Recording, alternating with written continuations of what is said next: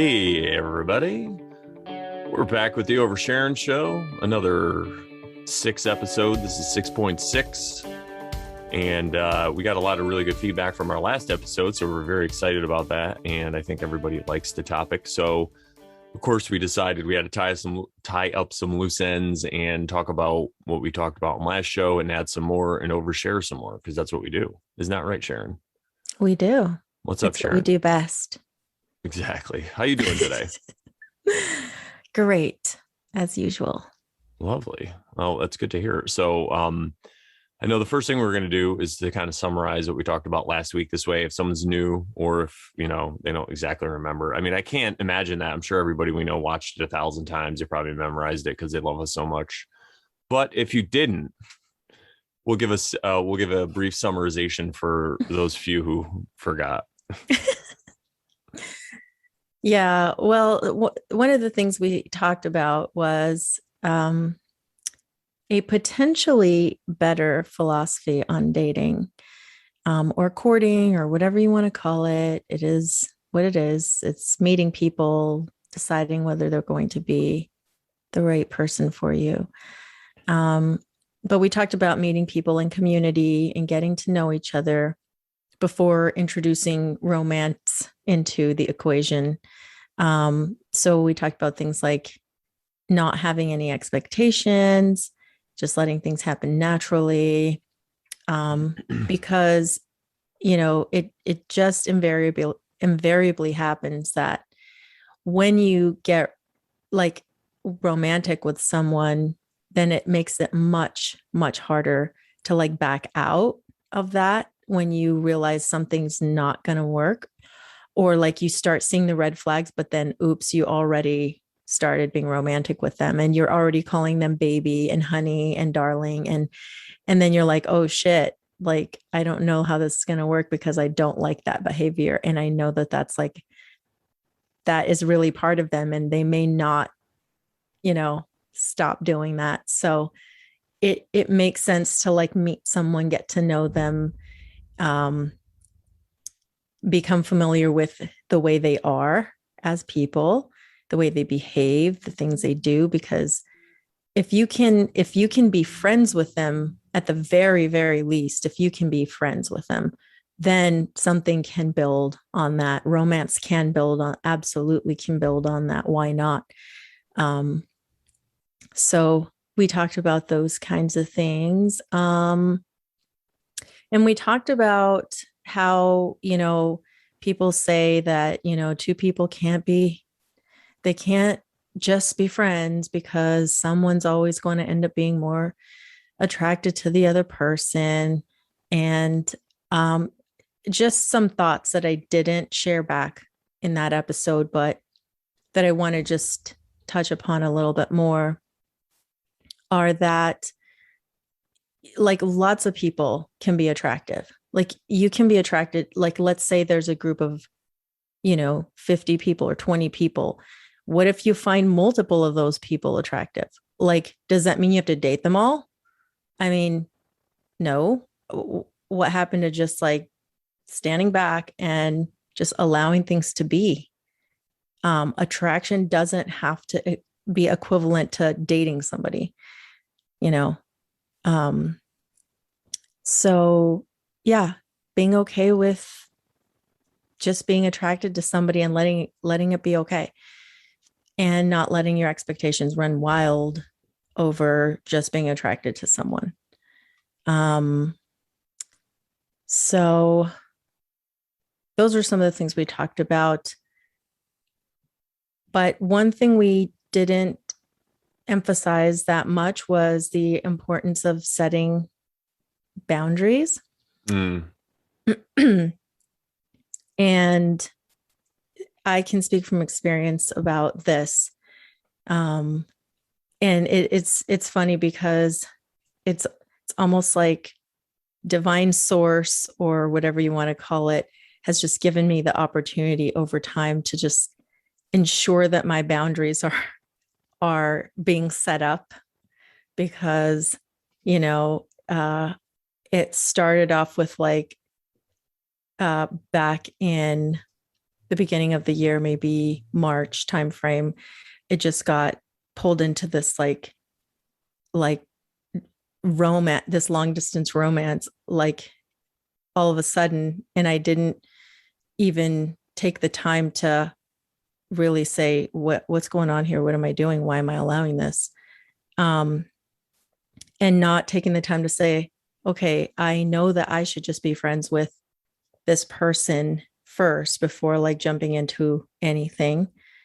That's what my logical side tells me, right? But I allowed my emotions to like just go, and I just ran with it. And but it's okay. Everything happens for a reason. It was meant to be a lesson, and I'm okay with that. But that happens, and then it invariably it ends because that wasn't going to be something that lasted, right? So, and which is totally okay. So fast forward a few months, several months, and it almost happened, like it happens again. But this time the situation is a little different. I mean, it's still the fact that I didn't like set boundaries for myself, and I just kind of let things go into something, and I naively let myself think that, oh no, it's okay. I just want to be friends with this person. But if I put myself in a situation where I'm alone with that person, and then I'm maybe have a couple of drinks, and then I'm tipsy, and then, okay, so then what happens, right? It's like, if I put myself in those situations, then I'm allowing things to happen that I might not have allowed if I had just set my boundaries and told myself, okay, this is how it's going to be. This is how I have to tell this other person what it's going to be like, but I didn't do that. And I'm not blaming anybody but my own self. Right. And nothing terrible happened. Everything's fine. It's just that I put myself in a situation where it could have been bad, right? It could have been a bad situation if it had been with a different person, right? But it just goes to show that I need to set my boundaries and make sure that the other person is aware of those boundaries as well. And don't put myself in those situations where I might be able to like let my guard down, right? So I think that's really important to set those boundaries. And then I say this because in a small community of people, of like-minded people that, in which we find ourselves, some of us are in this like bear community. And, there's, it could be any community, but if you're in this smaller community, you don't want to be in awkward situations. And if you get yourself to a point where you're like with somebody and then you're with someone else, it just like, it can become awkward because then it's like, oh, well, we were together for like however long, and then it didn't work out because it got awkward, it got weird, or whatever happened. And then now, like, can you see each other in public? Is that okay? Is it weird? Is there animosity? So it's just a protection for yourself. And yeah, so that's something we didn't really get into, but I just wanted to bring that up and not forget to say that.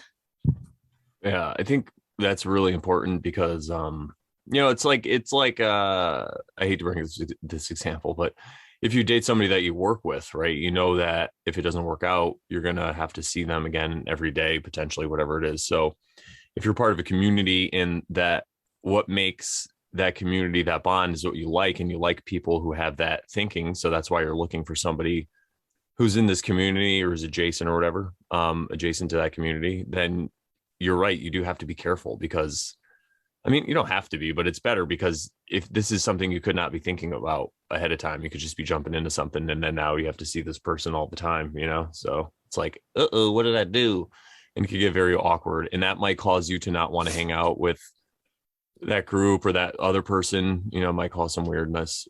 So these are just things to look out for. And I think also that establishing the boundaries is good, because you kind of let the other person know up front that you have some quality to you, and if they don't respond well, then you don't even really have to hang out with them, because then you already know that they're not really looking for the same thing you are. But if they respond well, then it might work out even better, because then it might fast forward something, because they could see you're a quality person, and it goes from there. Or you just maybe hang out, there's no chemistry, and you're just friends, and you just stay friends, you know? Right.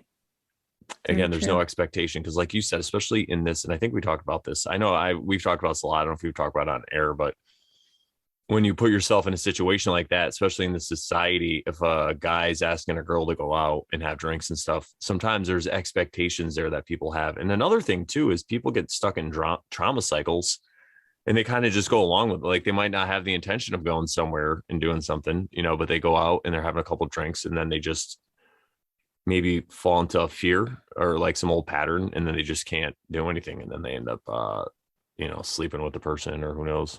So Right. Right. Because once you let your guard down and you say, I I speak from experience in the sense of like, I've recently decided to just not have any drinks right now. I mean, I don't know if I'll always be that way, but for now, I'm just like not drinking, because I noticed that, like, okay, I go to my brother's house, and then, you know, somebody would be like, "Hey, do you want some drink?" Or my brother would serve me something. And of course, invariably it just, I'm like, "Oh, I'll just have a little bit." And then they serve you like that much. And you're yeah. like, okay, I didn't want to drink that much. Yeah.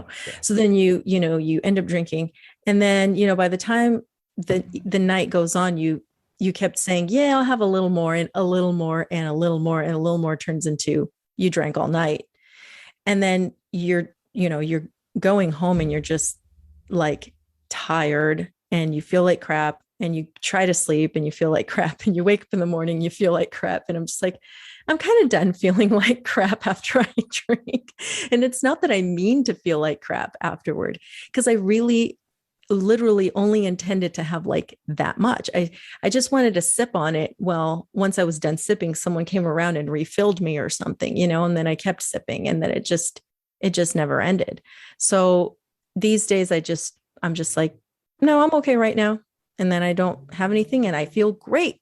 I Mm. get to go home with no hangovers or anything. But I forgot where I was going with that. The trauma of like the cycle of you let yourself fall into these like patterns. And so, yeah, like it's not like you're trying, you didn't intend to, but it just ends up happening that you, by doing one little thing and letting your guard down just a little bit, it ends up setting you up for that. So it's very true. Yeah, and that's what happens in a one-on-one situation. That's why it's better, like we were saying earlier, to get into situations with a bunch of people, with friends, and everyone's friends, and then everyone hangs out and we see what happens. Yeah. Because like you said, no one's gonna, well, hopefully no one's gonna try something in a big group of people. But Yeah. Well, then, yeah, exactly. Then you depends on really who the know. people are. Yeah, right. Yeah, I But mean, if there are no expectations and you're all just friends, yeah, I get it. And it doesn't have to be that everyone's like single in that group either. I mean, there could be couples and children around too. It's like it's community. It's whoever's around. And like I said, people keep you accountable too. Like your friends will keep you accountable. And if like this person's a new person to the group, and then all of a sudden they feel like, they're flirting with you or something like that, they might tell you something later, like, we're just, we're keeping an eye, you know, that's what friends are for. exactly. That's what friends are Friends are for. for. I just heard that song the other day too. It's such a weird song. I never really, it's weird. I never really liked it because I grew up, I know this is kind of oversharing, but I'm going to do it. How dare you? Because I was thinking about it the other day. Um, when I was in elementary school, I think it was Mr. Strader was our music teacher, and he would like play all these songs. He would make us sing all these songs. And um, I know he played a lot of Beatles, and he would make us sing a lot of Beatles. And then, but he played this song too. I remember it. And I just always thought it was such a weird song. And the voice of the person singing, I didn't even know who this person was. Because mind you, again, I grew up under a rock. So I didn't know who this person was. And I guess it's Dionne Warwick. And to me, I thought that's a dude's name. Like, right? The cards don't lie, man. She does that too. Yeah, that's Dionne Warwick. God. Okay. So I didn't know, right? I literally only found this out like maybe less than 6 months ago, who that person was. Because it's funny because Cody and I were sending each other music videos and he sent me that. I sent him that, or he sent me that one time or something. And then I was like, dude, I didn't know that was a chick. I mean, it sounds kind of like a dude. Looks kind of like a dude. I don't know. Is it could be a dude? Who knows? How dare you assume their gender? I don't know. Sharon, how dare you assume their gender? Well, how dare they like not make themselves look more like what they're supposed to look like? I don't know. I'm just saying. I'm kidding. Sorry. I mean, the name is Dionne, so I know it's kind of weird. So anyway, the song's weird. I feel like that song's weird. And it felt kind of awkward too, I think, because if I'm not mistaken, it might have been the song that he made me sing with this other boy. And I was like, if that was the song, because I don't even remember anymore. But we had to sing it in like a choir in like a school setting, and where we had to like sing it almost to each. I can't remember what it was. It was like a kind of a love song. If it wasn't that one, there was a love song that I had to sing with this boy that I had a freaking crush on. And it was awkward and weird. And so I had to like sing a song to this. It was so weird. Maybe that's why I don't like this song. I don't know. That's funny. I don't want to be friends, damn it. No. So yeah, anyway, but like speaking of childhood, it brings us to the topic of people being stuck in like a childlike point of view, like moving on your impulses. And you were saying something about that, if you wanted to talk more about that. Yeah, well, we brought up the topic of circumcision. We could just start right there. We might as well, because I felt like my whole life I've had a lot of rage issues, and when I think back to like what it's about, I know like if I was ever hit. So I used to think it was because I was hit when I was younger, not like beat, but like spanked or whatever, you know? I mean, I guess sometimes I might've been smacked in the face. I can't remember. I probably said something that deserved it though. I was pretty witty, but yeah, it was definitely some of that. So I thought back on that a lot when I was older, and I was thinking about how all that time when that was happening, all I could think about was fighting back, and like I get hurt, so then I want to hurt somebody. So, and I think I took a lot of that out with my younger brothers also. But then when I came across the topic of circumcision and people were starting to question it and whether it's like, you know, whether it's something we should do or not. I was somebody who was circumcised, and I was thinking about, wow, because I came across it a while ago, how it was probably a practice, or it was a practice allegedly done to slaves to keep slaves. It was a psychological thing because you wound them right away. You take them away from their parents, you wound them on like the most sensitive part of their body. Messed up. And it's a scar. Yeah. So I was thinking that as a baby, that's probably was my reaction. I probably was like, oh, look at this realm. And then all of a sudden somebody chops off the tip of my dick. And I'm like, yo, what the fuck was that about? Right. So I'm sure there's a lot of rage that even begins there. And it kind of perpetuates that cycle, because I was a child and because I was locked in that rage, I wasn't able to see beyond what was going on. So I think that rage poured into other aspects of my life. So I started to womanize women. I was like, I started to be a womanizer. And so I think it was like that because there was a rage aspect. I kind of wanted to do harm, but not in a physical way. And I also noticed how a lot of women in the society started to like rough sex. It came in like when I was in the Marines, it was this thing that started coming across, like girls wanted to be like spanked and like grabbed or like pushed on the bed and stuff like this, like just a little rough stuff. And so some people really get into it. So, and then thinking back on that, it's like, wow, maybe you're just really trying to hurt this person, but you know, but since you're a like a nice guy or a woman or whatever, you don't want to hurt this other person physically, but you find this other way to do it. And you're kind of doing it emotionally. And when you're having sex with them, it's like a violent act. So I think that, and then if a child, geez, think about if a child is born from that violent act, of sex, because that's a lot. We're going to get into that a little later about porn and stuff, but that's a lot that's in the porn industry too. It's like a perpetuation of this violence, this trauma, this cycle. And instead of dealing with it in a healthy way, if you get hit, you just want to hit somebody back.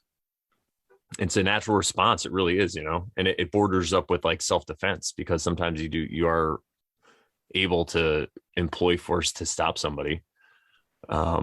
And you're in the right. So, but I think as we see these cycles with children and like children raising children, as it seems, I think this is like the main gateway of it, is the trauma, is in the violence, in the rage, especially with males. I could say that's probably really what locks a lot of the males in. That was my experience anyway. I mean, I still deal with it, but I've been able to step out of it and walk around it. And like you said earlier, set boundaries. So now I can use that aspect of myself to set boundaries, and it's a lower tone, it's a lower volume, and I don't have to get as crazy. Because what I would do was I would let people kind of walk all over me, or I'd do things where I'd let a situation happen I wasn't comfortable with. Instead of saying something or setting a boundary, I would just let it happen until I was like, that's it, this is enough. And I would just freak out.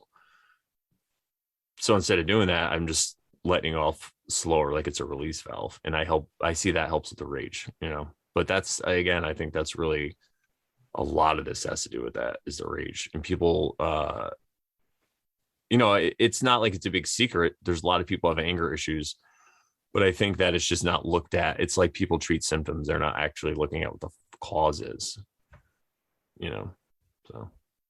Yeah. Let me see. Was there anything else that I want to talk about in there? I think that was it as far as the rage thing. Looking at the notes. Did you want to add anything to that? Nothing comes to mind. I suppose I could think about rage in any relationships I've been in, and I've seen that in the most recent relationship I was in for 8 years. And there was definitely some like deep-seated anger going on, deep-seated resentment toward the feminine, huge. And it's interesting because we talked about it when we first met, and it stemmed from the relationship with the mother. And the interesting part is that he seems to have made peace with his mother and the relationship with her, and he was able to reach out to her and speak with her and be on, civil terms with her. After some years, sometime after he and I talked about it, and we were able to talk through some of those things, he was able to reach out to her and talk to her and these things. But the thing is, it never got to the point where it healed whatever rage or animosity or anger he had toward just the feminine in general, because he was still using that as a resentment toward me, even though I'd never done anything to necessarily like I had never done anything that was going to or anything that, what's the word I'm looking for? Dang it. Anyway, I didn't feel like it didn't match, right? I didn't do anything. Oh, like I didn't do anything to deserve. Yeah, I didn't do anything to deserve. That's what I was going to say. Yeah. Yeah. And that's not the word I'm looking for, but yeah, it's better. So I didn't feel like I did anything to deserve that. Um, and it just never really got better. It's almost like there was a resentment there, and it stayed because of whatever rage, anger he had toward the feminine. Um, and it was very, very interesting because, and I would some point like to do a discussion on narcissism, not to say that he was, but if anything, he displayed some of those attributes. Um, and last year when I decided to walk away from the relationship, um, I had actually done so because I came to the conclusion that he was a narcissist. And again, I'm not saying today that he was. It's just that that's where I was a year ago. And that's what made me finally say, you know what, this isn't changing. I need to walk away from this. And so I would like to talk about that someday, maybe on a different episode where we can talk more about what that's all about. But there was definitely anger, hurt, pain, wounding, childhood wounding that he never was able to heal. And because of that, it just manifested itself as an adult in his relationships with women. And it was just it was a serial, it was like one after the other. He would be with a woman, and then they wouldn't work, and then he'd be with another one, it wouldn't work, and then it would be another one, it wouldn't work, and then but then it was like it was just a long one, and then that wouldn't work, and then another long one, and then that wouldn't. Like, that's basically what it ended up being for him. And but he could never emotionally open up. He could never bring that wall down. And that was the really, really tragic and sad part of it all. Because I would have liked to have been able to help him, but he didn't want the help. He was very, very threatened by me as a woman, and as the strong woman that I am, because I've been told that. I'm not just saying that because I feel like I'm strong or anything, but I've said it. So she's a strong woman, everybody. If you have a problem with that, you could take it up with me. but I have a strong personality to myself, and that was very threatening for him, I can imagine. So he couldn't deal with that, and he couldn't open up. So I don't know where was I going with that? What were we talking about? You were talking about how he was displaying some characteristics of a narcissist, and how you decided you want to end it and everything, stuff like that. And then how he just was basically going from one relationship to another, like short ones and longer ones. There's like a rhythm to it. Yeah. But you were talking about, what did you end with that you said, do you want to talk about? Oh, Just the rage, trauma, the and the rage. rage. Thank you. Yeah, Thank no you. problem. I went in circles. No, you're good. There's more I have to say too when you're done that I remember, but go ahead. Yeah. Okay. So yes, there was definitely deep-seated anger and rage, and he was like I said, we had talked about this before, but I didn't know what narcissism was at the time. I didn't know what these narcissistic traits were. But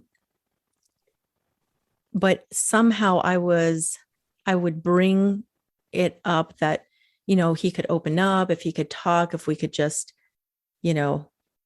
share. And I would tell him, like, you can be vulnerable with me. Like, we can talk about these things. This is what it's okay. It's okay to do that. And, he would say, no, he couldn't do it. And I can't, like, it's not like I said, it's not like I knew the terminology. So it's not like I was telling him what to do, but somehow I would say something to him about, healing those traumas or whatever. I don't know how I was saying it, but he would invariably end up saying that no, he couldn't do it and he wasn't going to do it because it was too hard. It was too difficult. It was too painful, and he just wasn't going to do it. And he said that to me multiple times, like, because we had the conversation multiple times. And so he knew. Yeah. He knew something was wrong and he didn't want to. He didn't want to fix it. That's very tragic, but and it's Well, what it is. everyone has their own. I'm just fixing my things like a little comic relief, my new cool stone. Everyone has their own way of looking at the world. So for him, he just wasn't ready yet, and it just was too hard. For people like me, the way I was looking at everything was very logical, and once it made sense to me, once I can make it make sense, I was like, oh, this is the only way. Then I got to figure this shit out, But some people, everyone has a different path, and that kind of leads me to what happened when I was younger. I experienced some trauma as well, and we talk about ways to deal with it and what happens, because I talked about being circumcised, but I also experienced some trauma from another person when I was younger. And it's something I had to overcome and deal with. And the way that I look at it now is if somebody wrongs you or say they do something to you that's like considered offensive or hurt you or whatever, a lot of times people are attracted to your energy. There's something about you that they're attracted to. And because of their illnesses and because of what happened to them that was piled onto them by their parents, and then all the shit that they're moving in the world, like, you said, that gentleman or whatever is probably displaying some narcissistic characteristics, but whatever it is, oh man, did I just use what I was saying? What's going on today over Sharon? We're over Sharon in circles, Sharon. I just called you over Sharon. And what you said made me think of something I do want to talk about too. Okay, I'll finish because I remember now. So basically what it is, people, because of their wounds, they interact with you differently. So it's going to come out screwed up. So like, for example, I wanted to be around certain people and I couldn't express it fully, and especially females. So I would just have sex with them. But now I have a lot of friends who are females that I do not have sex with. I mean, I haven't had sex it's been a while. So, but no, so I have some friends now, and now instead of this, we will still hang out, whatever, but I'll do tarot readings and we talk about different stuff and aspects of their relationship in their life. And I connect with them on that level. So we're still sharing an energy together, but it's not a sexual experience. So it's still an exchange of energy, and it still helps me out and still positive, in a way. I'm trying to think of if I'm saying that right. Yeah, it helps me definitely because it's a positive exchange of energy. So, it's a much healthier way to do it. So now because I've healed my past trauma and I don't want to cause pain to the sacred feminine, because you were talking about this earlier too. There's this feminine and masculine. And if you're younger and you're wounded by the feminine, a lot of men, they're wounded by their mom or perceived to be wounded. Something happens, they feel like they were abandoned or whatever because they got dropped off at school. Who knows what it was, right? Maybe some shit really did happen, right? But children, we never know how they're going to perceive it. So they perceive it in a way, and now they're just mad at women, and they're mad at that feminine. So they're going around, and like I said, in my example, I was womanizing, and I was, it was like I wanted to do, not that I wanted to cause harm, but I was just out to, I don't know, it's hard to explain because I wasn't doing it consciously, but now looking back at my actions, that's what was going on. So at some level, I must have been wanting to do it. Right. Does that make sense? So it's not like I was like, I got to get these bitches. It wasn't. Yeah. I figured you'd like that one. Yeah. So now, because I seen the harm that I've caused in other people, I can go back and see a time when they quote unquote harmed me. And I could be like, oh, maybe they were just trying to get close to me because I was a special person. Because of their wounds, they had to do it in a way that was just not acceptable or harmful or whatever. And I could see that, and I could see them as a person, and I could just let it go. I don't have to look at myself as a victim, like, oh my God, look what happened to me. Now I'm gonna have these terrible nightmares and stuff. I can't believe that they ate my Captain Crunch. It's so terrible. It was so good. I had it laid out and they just came and ate it. No. So whatever it is that happened to you, if you look at it that way, it's just a way to release it, because really at the end of the day, you're not forgiving that person for what you're doing. You're just letting yourself go as a victim. You're not a victim anymore. You're just like, listen, I'm not a victim. I don't have to hang out with this person or even call them or whatever. I don't even have to think about them. But I know that they weren't conscious of what they're doing. It's like, forgive them, Lord, for they know not what they do. Even those people allegedly strung up Jesus Christ and hung him, he said, forgive them, Lord, for they don't know what they do. They don't know what the fuck they're doing. They're just following orders. They're just living, they're just dead. They're brain dead, basically. They're not at that next consciousness level where they realize what they're even doing. They're just playing their part. They're just doing what they think they should to get along. And it's not an excuse, but if you look at it from that point of view, you can let them go and you can forgive them. And again, it goes with setting boundaries. So you can still set the boundaries. Like if Jesus was able to like fall off the cross, he doesn't have to say, oh, he could run away and try to, I guess that's a bad example, but like if you're getting robbed, you don't have to you don't have to go all John Wick and murder their whole family or whatever, I don't know. Anyway, so that's kind of what I wanted to say about that, because I think I left that part out of it a little bit about my own personal experiences.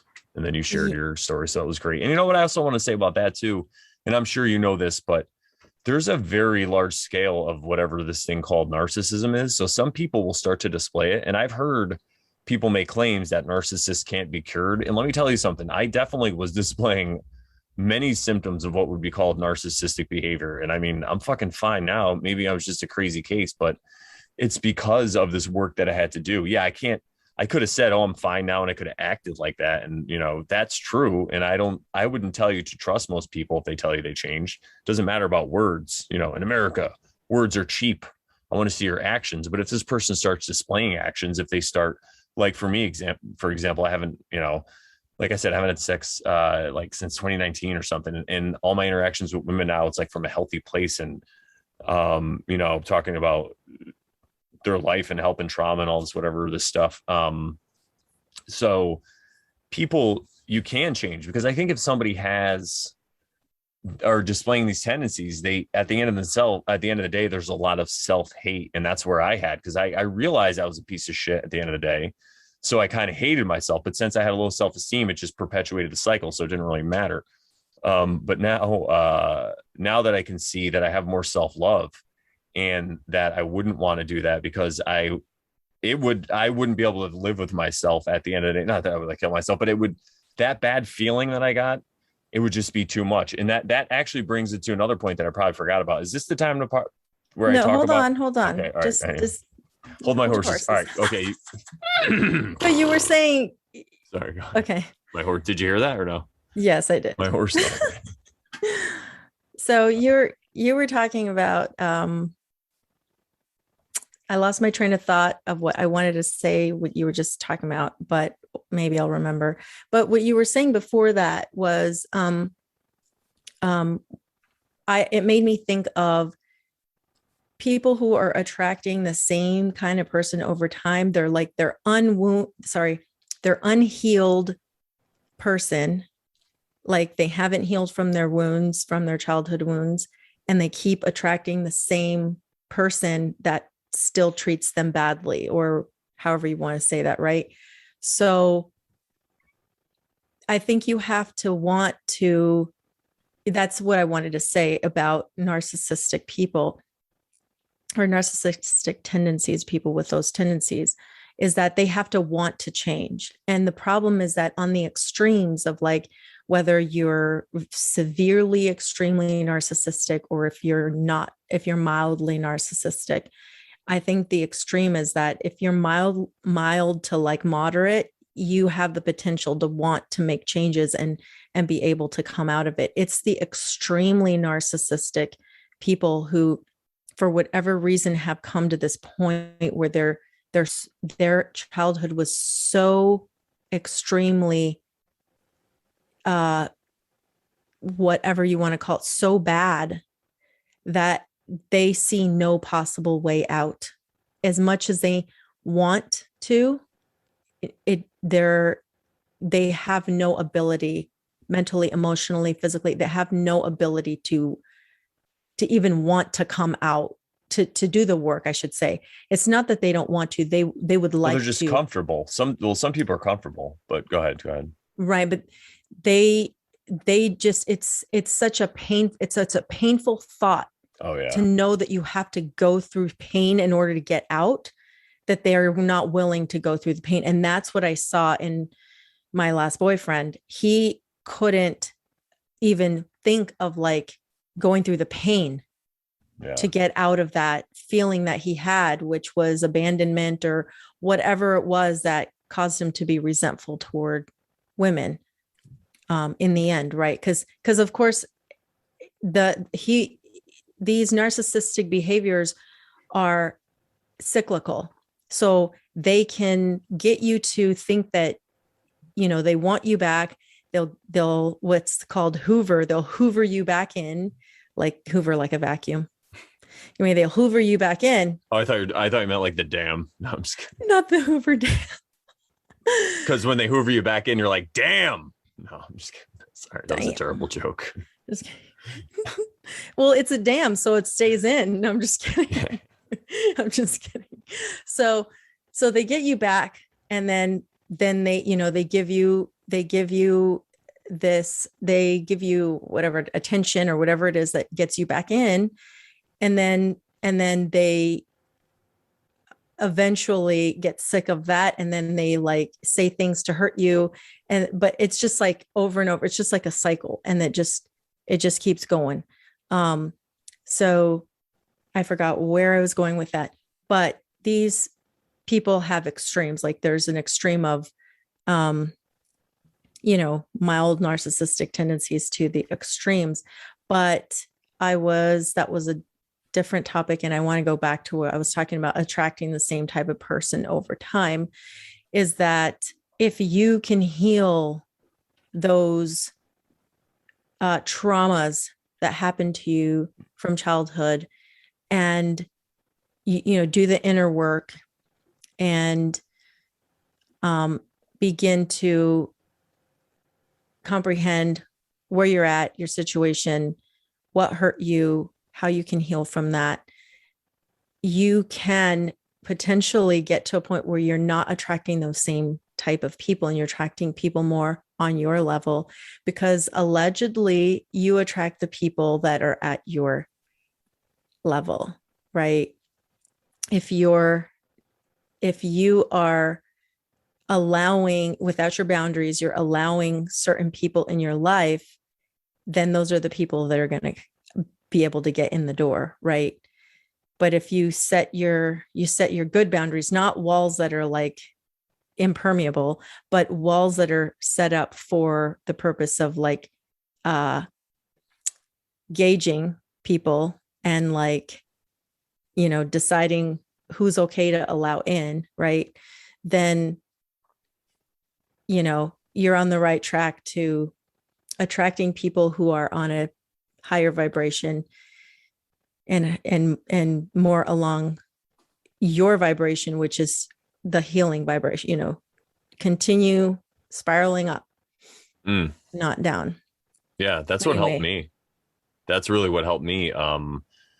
Because I think the darkest times I was in was when I didn't really like, after I got out of the Marine Corps, and I didn't have a lot of friends here, because the friends that I did have were into some crazy shit. So I wasn't hanging out with them as much, drugs and all this stuff.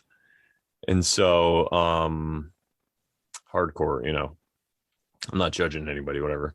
But so I was finding other friends or just hanging out by myself. And I was just trying to meet women to like hook up with or date or whatever. But I didn't have any real example in my life. And then once I made some, like, I got a motorcycle a couple of years later, and yeah, that added to like the womanizing, but I think my behavior got better because I was around other men, and some of them were married, and not that they were like, no one's whatever. They were perfect, because everybody's perfect, but they were good guys, and they would help people out. So it kind of like reminded me that that's the kind of guy I was. And I also wanted to emulate that. And now I found this other community with Owen Benjamin and all these guys. And I have a lot of friends still from that time that are still really good guys that line up with this. So it's great. But you meet these other people, and when you're around them, they're just, like you're talking to people that like, oh, I went hunting and the food you're eating is all I caught and I grew it on my land, and I'm doing this, and all these people doing different things and they're exchanging ideas, and they just make you want to be better people because they're talking about all the ways that they've healed themselves. So it just makes you want to do it too. And in the same way, if you're hanging out with people that are enabling your, let's see, your addictions or whatever the heck they are, or your spirals, then you're going to do it more. You're going to feel comfortable around them. And it's tough when you have to kind of not associate with people. But if you're at that level, there is another level though. So I'm not saying you just cut people out of your life. There's another level where you can attain to, where you should be able to just be around anybody and you'll be okay, as long as they're not like physically whatever. But if they're verbally attacking you, you're just like, whatever, dude, like in one ear out the other, whatever. You could just see them as a child, like, crying at you, that's the true, but it's not easy. Again, I'm just saying that, because I don't want people thinking that you should just cut people out of your life. Sometimes you have to, though. Sometimes you got to get space. There's a lot of different things, you got to work on you in a positive way of self-love, not like a narcissist way, like we were saying. And yeah, because that's really, and what that reminds me of really is because everybody wants to know, how can I make the world better? How can I help people around me? I want, I could see that they're screwing up, because people like me and you, Sharon, we have like a really high perspective and we know all this about psychology. So sometimes when we're talking to other people who aren't into this, other people in our lives, we might be able to see their problems a little more clearly. So we want to kind of just tell them, but we've learned that never works out. Everyone listening to this knows that, people never want to hear the truth. It's the most offensive thing. So what can you do, right? Well, I say maybe you could just start surrounding yourself with better people. You make yourself better. And then when you have another group of people that you go hang out with, maybe if they're not a total loss, they're not just sitting around doing fucking drugs and drinking all day, right? If it's a group of people who are good people, but maybe they just, whatever it is, right? They're lost on certain areas. You hanging out with them, and then you're that example. They see all the things you're doing. Then they see that you're like, wow, wait, you have a podcast, you wrote a book, you do comedy, all this stuff. They're like, wow, I could do that too. If this guy's doing it, I could probably do it. I mean, they don't realize I'm a genius and they probably would fail. No, I'm just kidding. Anybody could write a book or get on stage or do any of these things or whatever it is you want to do, travel the world, or, it's what's really holding you back from that. But I kind of think I got lost on that a little bit, but yeah, that's really what I wanted to get across with that. Yeah. It'll come back to me. It's okay. It made me think of, like a couple things you said previously and what you just said now made me think of this meme or infographic that I saw earlier in Telegram, and it was called the Laws of Detachment. And it just says, allow others to be who they are, allow yourself to be who you are, don't force situations, solutions will emerge, uncertainty is reality, embrace it. And to me, that just spoke volumes, and it says it all. It just let people be. It goes be. back to safety or freedom. Do you want safety or do you want to be free? And there's a level of preparedness where you could maintain your safety, but also be a free being to do what you really want to do and express yourself how you want to express and interact in this world how you want to, in a way that's, that like in a way of natural law, golden rule, that kind of stuff, right? In the way we're interacting with people. There's this way to do it. Oh shit, I lost what I was saying again. Anyway, so I get so excited, It's okay, I get it. It happens to me too. But it also reminds me of do you want to be right, or would you rather be right, or would you rather be happy? And one of my friends, Karen Shotzi Bear, has told me this. She says that someone told her this because she has people in her life that, would constantly just go against the grain with her. And if she said something, they'd go the other way and they'd be like, well, blah, blah, blah, blah, blah. Well, why do you have to this? And it's like, does she have to be right with them? Can she just let them would you rather be right, or would she rather be happy? So like, if somebody just keeps pushing the button and keeps saying, no, it's this way, or no, it's that way, or how dare you, or how could you, or you know what? Let them think whatever they want to think. Like, clearly you haven't convinced them and you won't convince them. So why are you going to try? Like, would you rather be happy? Just let him be. Yeah, I mean, I have a really, it's just kind of be weird to bring up. I guess it doesn't matter, but I have a really good friend, and we haven't hung out as much lately, but we hang out once in a while, and he doesn't have the same worldview as I do. I'll just say it that way about like what space might be. So I heard through another friend that he was just talking about it, but the thing is, like previously, I would have might have tried to argue with him or brought it up or try to like say, what about this, what about that, and show all these sick proofs. Right. And now I just don't say anything. I'm just like, what about this? This is crazy. But then we just talk about other things. It doesn't matter at the end of the day. It doesn't fucking matter, dude. You know, sometimes you just got to let those things go. You don't have to agree with everybody on every single point, and you're not going to convince them. And I tell you, the best thing to do is just be happy, because if they know you and you're living to your true potential and you're actually happy, they'll be like, fuck. And it's contagious. And they'll be like, why is this person happy? You know, and they'll be like, I want to do that. I mean, they might not, but then they'll just push you out of their life. They'll do it. You don't even have to, because you'll be a shining example, but Beacon. also a mirror to these people. So some people it's too bright and they're not ready to see it yet. So you're going to drive them away, but it's okay. And some people might try to hurt you, whatever it is. But again, like you said, the uncertainty, if you learn to love that unknown, you know, and as long as you're prepared, you could pretty much handle anything. And then until you can't, and then you don't got to worry about it, because you know, They're you're on to the next. trying to hurt you. Yeah.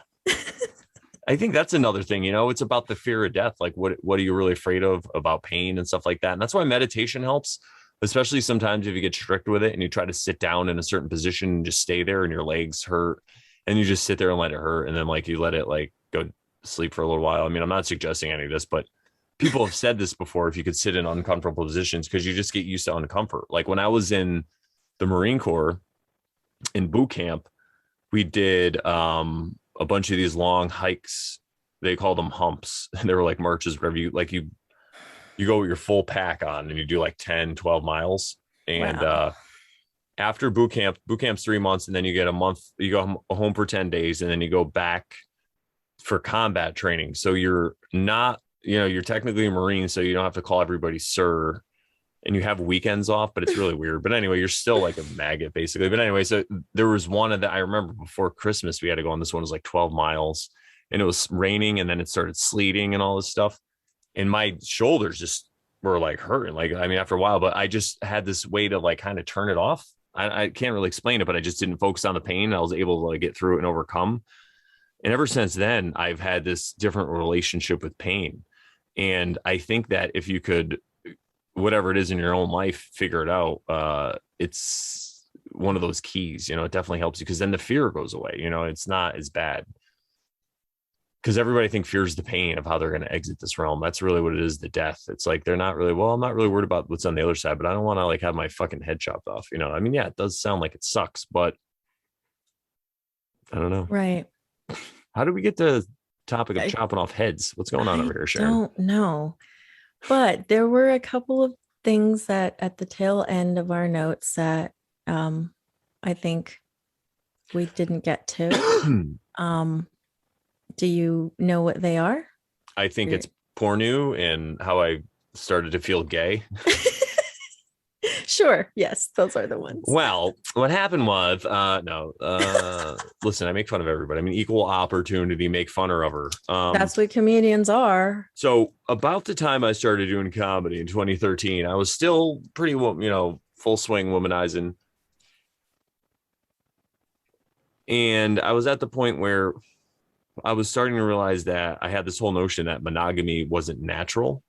So that was my justification. And there's all kinds of evidence you could find that there are civilizations where, and I think it's both. Like, that's what I come to the conclusion. Like, it's both. Like you can have a society however you fucking want, right? It's like, we're like computer programs. Our brains are kind of like a computer in that way, and we will adapt to any situation.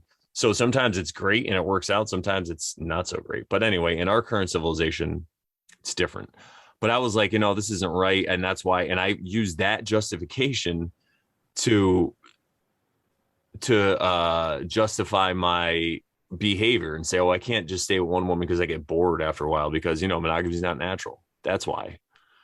And so I was on this whole path, and then I started doing comedy, and that led me to like plant medicines. I started doing like weed and stuff, and then some other stuff. And as I became like, did this and meditated alongside that, I started meditating first, everybody, and continued. And that helps a lot with the psychedelics, allegedly. It helps you maintain your center of balance, allegedly. You might not even need psychedelics, allegedly. So anyway, everyone's different, man. You know, I don't try to recommend nothing for nobody. Just sunshine. So anyway, go get sunshine. Rainbows and butterflies. Yeah.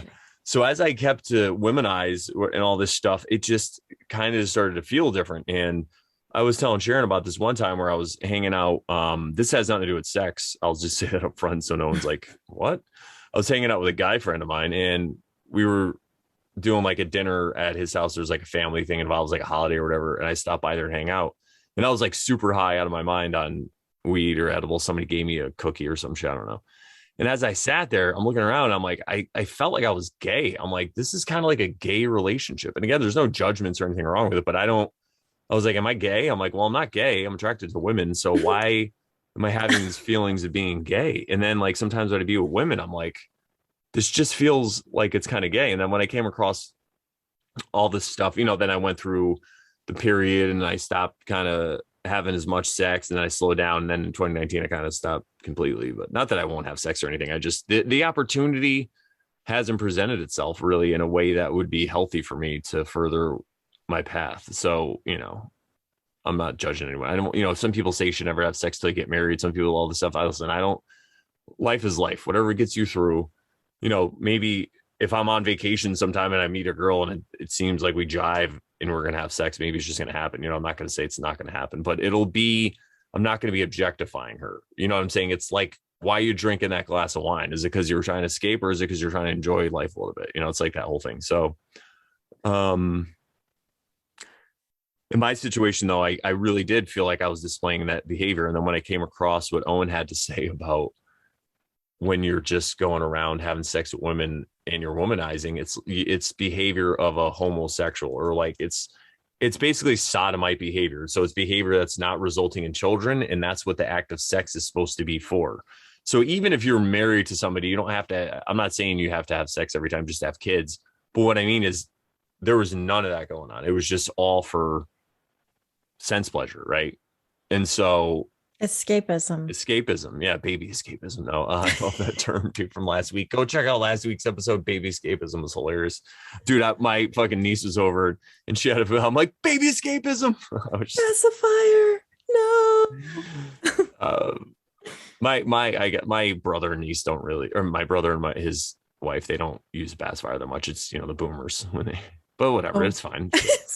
She's a crusher. I could already tell. My niece, she's only a couple months old, and I can already tell she's gonna, you know. She said hey to you, dude. Yeah. Plus, yeah, she likes to express herself. I love it. She reminds me of my Aunt Kathy, who is definitely knows how to express herself. I'll just say that. I love you, Aunt Kathy. Anyway, so yeah, that's how I felt. And then I heard Owen say that, and it was like something that clicked in my head, and I was like, oh my God. And again, no judgments, dude. You know, go out and fuck whatever you want. Listen. Fuck it until you get sick of it. That's what I say. And then you'll really be done and sick of it. You won't be phony holy, as Ram Dass used to say. Right. You know, because that's going to cause a lot of other shit. Then you're pushing down is going to come out other places. Yeah. You have even to sicker get behavior. Sick. Could it be? Yeah. Yeah. You have to get sick of something. I mean, do it till you're sick of it. Eventually you'll get sick of it, and then you'll be done. You'll be like, I'm never doing this again. Yeah. And if you're a hot lady, just or, you know, in that way, like you're never going to do it for those reasons. You know what I'm saying? Like kind of like me when I got sick of the drinking and going home and getting tired and being like, feeling like I was half drunk, trying to sleep, couldn't sleep, waking up, feeling like crap. Like I was done with that. And I'm like, no, it's not worth it. I don't want to drink. I don't even want a little bit, because then I know that a little bit's going to lead to more, and I'm just not going to do it. So I don't need it to have fun. I'm already a very energetic person, so I don't need all that stuff. And think about this. If you're already drinking and you're in a cycle of escapism, like that's why you're drinking, so you put yourself in a cycle. And then if something come along that might trigger your trauma cycle, you might go, not you, but a person might go sleep with a guy or a girl because of that, you know? Because there was definitely some times where I've slept with women, and looking back, I'm just like, it was a kind of weird experience. And now seeing it, I'm like, oh my God, she's probably just like trauma, like something, you know what I mean? That's why these thoughts like this, it's like, oh, it's like fucks me over. But again, I forgive him for I didn't know what I was doing. I'm like, oh, this is great. I'm crushing it. You know what I mean? So, Yeah, no, and like plus, listen, again, you have to I'm a get sick generous of. lover. You know what I'm saying? I'm not like a one pump chump. I'm like so I actually, I should tell the story too. There was a woman I met when I was in the Marine Corps. I was probably 21, 96. I think I was 20. And she was 50. No, I'm just kidding. She was, I always love to do that. Cougar? No, she was like, I don't know, probably 22 or something like that. Or my age. I can't remember. But I like met her at the mall, and I think she had like a business suit on. She was like really professional. I think she was selling something or whatever. And we were talking, and it ended up, we clicked really well, and we were talking really well. And it ended up, she just got right into like, she had a situation in her past where she was raped. And ever since then, she had a problem having sex with guys. Right. Didn't just come out like right away. We were like talking back and forth for like a week or what. I can't remember what it was. But so I went to see her, and we ended up going on a date, whatever, and hooking up. And then we eventually had sex. I can't remember if it was that night or whatever it was. And she was able to have sex with me. And it was kind of like I was able to heal her because of, I'm just like this, because she had an issue with men. So I'm just like one that's way chill or whatever it was, or I was able to be gentle with her or whatever it was, so. Yeah, she could experience something that wasn't what she experienced before, to let her know that it's okay, that there are men who are normal and they won't treat you Mhm. like that. So it was for her, it was for her to learn that and to Yeah, it was know like that, and it was like a a healing healing experience, experience. Yeah. because I guess the other guys she'd try whatever, maybe there was something they were doing that was triggering her trauma. So I don't always look at everything I did as like a bad thing. That was definitely a good experience. And it's just because, traveling or whatever, it just didn't work out. But, because I was in the Marines. But yeah, I think that it wasn't all negative. So I don't want to just go back and like beat myself up. But there are Right. times where I could look back on some things that I did. And I think that's also what gives me some clarity to see like some messed up stuff that's going on where other people just don't want to see it, or they might be a little innocent. Where it's like, no, I'm not innocent. I'm not that innocent. And I know what's going on here. Yeah. Yeah. And that's kind I of, oh, go ahead. Go ahead. no, I was just gonna say I can relate to what you're saying, because like I could blame myself for the the experiences I've had. Like I was saying, the two dudes recently in the past year, where I just allowed myself to jump into these faux relationships, right? And Mhm. I could be mad at myself for that, but they happen for a reason. They happen for me to wake up, to see something, to be aware of something, and then that way I can help people. I wouldn't be able to tell you right now what I'm telling you if I hadn't gone through that myself. So I think these things, and it's funny because those things happen to me like this. It's not like I planned for it. It's funny because it just happened. And it was almost like I knew it was like source telling me this is just for a learning experience for you. Like, so it is what it is. Like you can't go and, hit yourself. What is it? Penance. You can't hit yourself and get mad at yourself for things. Yeah. That's just, For yeah. you roll with it. Let it be. It happened for a reason. It's like I always talk about, once you realize if you really are on this path of self healing, you should just take that moment to celebrate and realize, because a lot of people aren't, and it's not going to be a straightforward path where you're attaining perfection. You're going to think that you might have fucked up.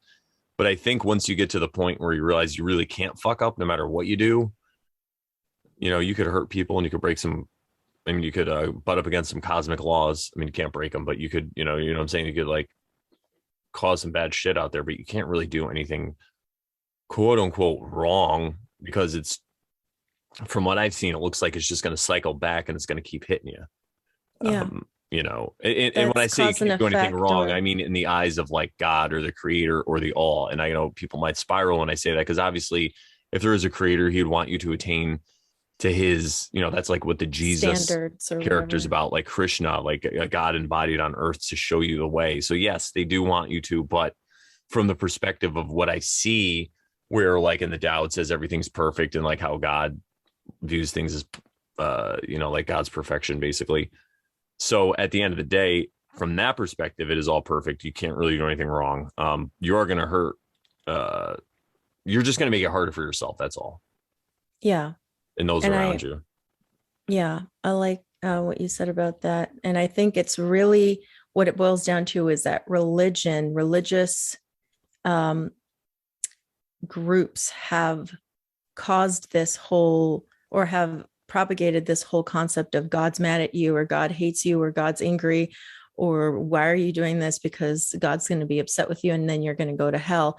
That is not the point. Yeah. And I think the what's true about that is like, so if you're going around and you're doing something and you're not living in accordance with the golden rule or whatever, natural law, however you want to look at it, then you might start experiencing a lot of negative experiences. All these things are going to start happening to you.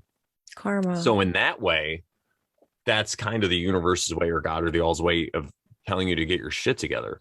So they are right, but you don't have to go through them to absolve yourself. And you do have to take personal responsibility. Action is required. Like we always say, you can't just say, oh, I pray to Jesus and all my sins are forgiven. I mean, that's my point of view. You know, I'm saying you could do that as well. That's great if you want to, but you should also live like that guy. Right. There's action required. You can't just be like, I'm absolved of all my sin, but I'm just going to keep doing what I always do.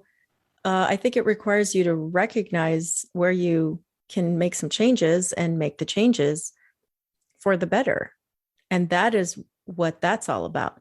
And what's one big change that a lot of people talk about making that makes a big difference in their life, Sharon? And this is probably the next thing we're going to talk about. If you're ready. Porn. Go ahead. Yeah, porn. So pornography. Since we're talking about sex and this is 6.6, we might as well talk about porn. And some of the ideas I came across. One of the first things that I came across, it was like Ari Shaffir, this comedian, and he was talking about how he doesn't whack off. And I was like, oh, that's crazy. Because back then I was like, yeah, just whacking and hooking up. And he's like, I don't like to, because he's like, I like to save it. And like, I actually like to go out and look because it gives me more motivation to actually find a girlfriend or a wife or whatever, or like a mate, you know? And I was like, oh, I can respect that because you're not just shooting blanks. So if you take the negative aspect of that, what's porn doing? Porn is like, if you're a marathon runner, instead of doing that, you just run short bursts all day on like on a treadmill. And you're not going anywhere. You're not getting anything done and you're wasting all your energy. And then when it comes time for the big thing, you're just tired. You know, you just lack the motivation, because I think that's really what it is. It's a drive killer. It's a motivation killer, because at the end of the day, I know for me, I knew I could just be like, I could just go home and take care of myself and watch some porn. And it pushes all the buttons. It does, you know, it makes you nice and sleepy and tired, and you feel like you're accomplished, like you did something, like you have this feeling of accomplishment, you know, and it's this total false feeling of accomplishment. It's crazy. So it's really, at the end of the day, becomes like a drug, and it keeps you in a mode of inaction. And that's really the problem that I see that people alerted me to. And I was like, yes, but there's many more problems with it, but that's like one of the first ones I want to talk about, you know? Yeah. You'd also said that it's like taking advantage of people. Yeah. That part is, well, yes, there's taking advantage of people, but the other part is like the scenarios of where. So a lot of the scenarios that are created in porn are where the woman or whoever is taken advantage of. And it's like, so if you look at that, and again, not to be like I'm some fucking prude, right? Maybe that's just your fantasy. Okay, but then why is that the fantasy? And then why does that seem to be the overall arching fantasy that's in this whole zeitgeist? You know, you get like the stepdaughter porn, that's like a huge one. And all these scenarios, like a casting couch, or like a boss, you know, a boss, like in a girl works for him and he hooks up. So all these scenarios, and I even found myself drawn to these scenarios too, of like power, right? Over somebody, and to use that power and to put them in a situation where they're not, it's like they're kind of unsure if they really want to do it. And it's like, you're getting off on that. So again, what is that? You're attacking somebody, right? It's like this attack on the feminine. It's an attack on the sacred feminine. So in my own experience, I saw it was because of the abandonment issues that I perceived as a child. I'll just leave it like that. This way, it's not like a judgy thing, right? And maybe I hated my mom because of it, and I was acting out and lashing out in all these other women. But I wasn't directly saying anything bad about my mom, or I didn't feel anything animosity toward her. I still love her and everything, but it was like a repressed feeling. And I was just, like we said before, instead of feeling that feeling toward of animosity or hatred, or not, I don't want to say hatred or whatever it was toward my mom, instead of feeling that toward her, I was just doing it toward all the women in my life besides her. And once I realized that, I was like, what the fuck? It was a slow realization. Like I realized that after I stopped. So, and it's because I saw other people doing it. And then I would start to judge them, and I'm like, what, how am I judging them? Because I was doing the same thing. And then I was like, oh shit, like, oh man. Yeah. It's like series of realizations, and then more dark nights of the soul. And this is why people don't want to do this work, because it's brutal, because you get to have to face what a piece of shit you were. And then you have to see the right path, and it's a hard path sometimes. And then you're like, I got to do this. It's not as satisfying. It's like doing things the hard way. But once you get it rolling, the synchronicities start lining up, and then you start meeting people like Sharon, and it's fucking crazy. Yeah. So you start a show, and then everyone thinks you're the best, and the whole world starts chanting, "Let's go, Brandon." It's crazy. Dude, you manifested that. Could it be? Let's go, me. Yeah. So that's what I'm saying. Then you start to, if you could find like-minded people and you start to hang out with those, it's not like you have to cut everyone out. Like we were saying, you just spend some time with them when you can, on online or in person. If you can, really in person is, my experience, been the best. And then you start to turn your light on, and the other people around you in your life that aren't so hip to this or adjacent, they start to move closer to it or move away. And what more would you want? You want the people close to you that you can't stand. Fine, get out of here if you can't take it. If this light's too bright, go. And you're not even being mean. And then the other ones will just be attracted. And then I guess there's all levels of that. Then you're going to get other people who are like, it's not all going to be positive. It's life. But again, that's just how it starts to move. Yeah, so. Absolutely. So can I ask you, maybe we can end with this, but since Owen does say all porno is gay porno. Can you just go into more, or just elaborate a little bit on what made you feel gay when you were at your friend's Thanksgiving, or whatever it was, whatever event it was that you went to with your friend who was a guy, and then you sat there and you thought to yourself, I feel gay. Why? I just want to comprehend that situation. It's kind of hard to explain exactly, but I'll try to see how close I can get. So it's kind of like, it's like one of those high moments when you put things together. And when I was there, it was like me, my friend, and his kids, because he was married, but he has ex, whatever. And there's like custody battle. So it was his kids, and I think his dad or his parents, I can't remember. And I was at Thanksgiving at my house, and then I went over there because I was like, ooh, more free food. And while I was there, I was just like really high. And then I just saw what was going on, and it just looked, because I was dressed nice, he was dressed nice. You know what I mean? It was just like, I'm like, what the fuck? Like, I was like, because I like to look at situations sometime as an outward observer of what's going on, and it just seemed weird to me. It was just like, wow, this is fucking crazy. And that was just one of the moments. There was other moments too. I don't know. It just felt like it wasn't doing anything. And I think that's what I meant, because sodomy is you're performing an action, but you're not getting any results. And that's what I had a great time, but I'm saying that's what a gay relationship is. And that's kind of what that looked like. Like if you took a snapshot of that, you probably could have used it for like a gay Hallmark card, is what I mean, like, even though we're still good friends and we're not, that's not what it is. I mean, I would love them. No.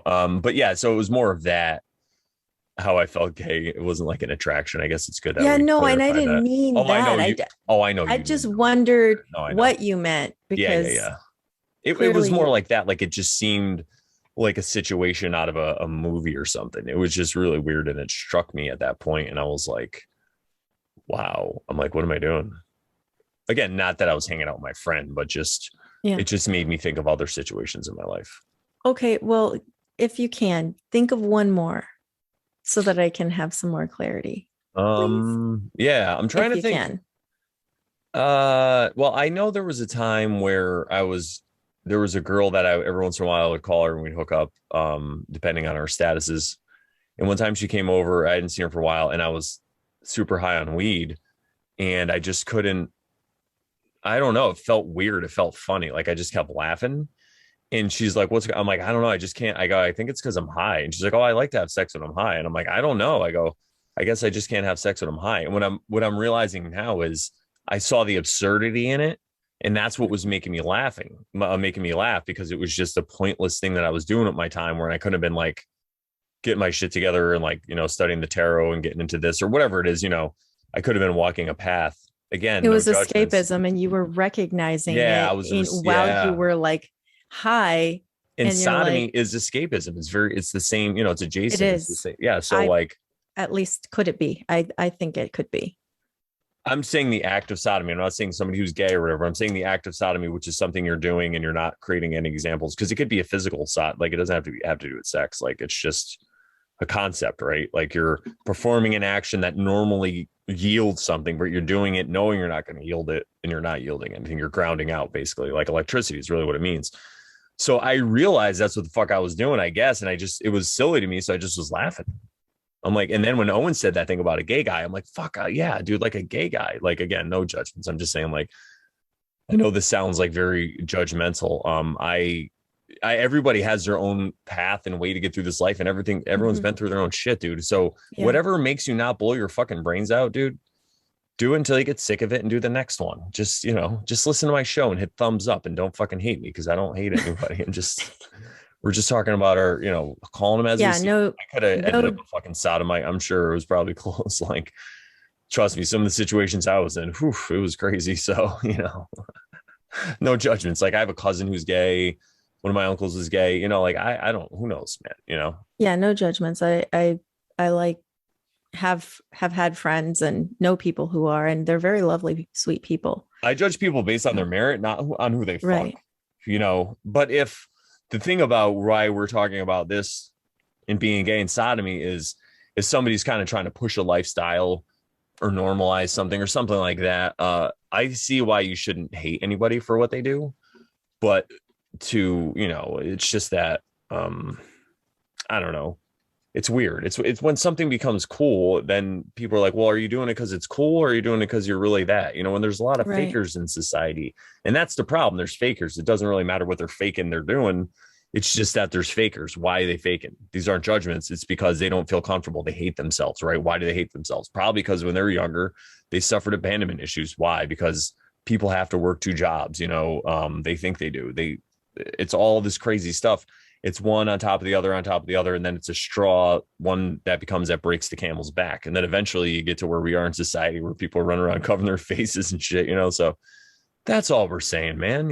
Again, go out and engage in your sodomy, have a goddamn good time. And I'm not even being sarcastic. I fucking enjoyed it. I still think back on some of the shit I did, like, man, that was crazy. Like, so, and just know that there's an expiration date. That's all.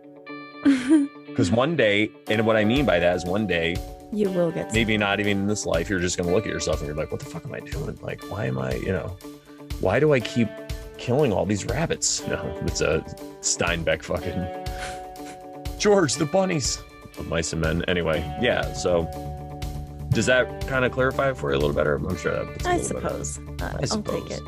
Would you want to hear me like say gay fantasy, Sharon? What's going No, on? no. I just wanted to get an idea for what you meant by you felt that way. Yeah. And I think I see what you mean. And when you explain that engaging in something that is not getting you anywhere is basically what you mean by that. Well, it's not yielding any fruit. You're still going somewhere, but where are you going? Yeah. Yielding any fruit. You're always moving. You're always going somewhere. You just got to be conscious of that, Mm-hmm. So, yeah. Life is a highway. You wanna ride it. That's right. All night long. All right. Is that the end of the show then? Is that what that means? Stick a fork in it? You're going my way. I'm just kidding. I don't know. dinner. Is that how it goes? Yeah, if you're going my way, I want to ride it all night long. That's how it goes. Okay. I think that's the only part of the song I know. How dare you, Sharon? I know. I grew up under a rock, so. Yeah, and I grew up under crack rock, so I heard a lot of Tom Cochran, and then later Rascal Flatts did it. But I used to see that video on MTV all the time. This old guy like, anyway. So, yeah, thanks for everyone in the chat too. Again, thanks for joining us. I know I had a wedding to do tonight, so I probably wasn't as active in the chat, but thanks for coming. And we got more episodes to do, maybe even one more on this, but it might be a private one, so stay tuned for that. And I don't know, anything else you want to add to this episode, Sharon? I think we about covered it. All right, cool. I hope so. All right, so what do we say then to the fine people? If you're not over Sharon, then you're totally not Karen. At all. Then you are a Karen, so stop being a Karen. Yeah. If you're not over Sharon, you're a Karen. Bye. We're making claims.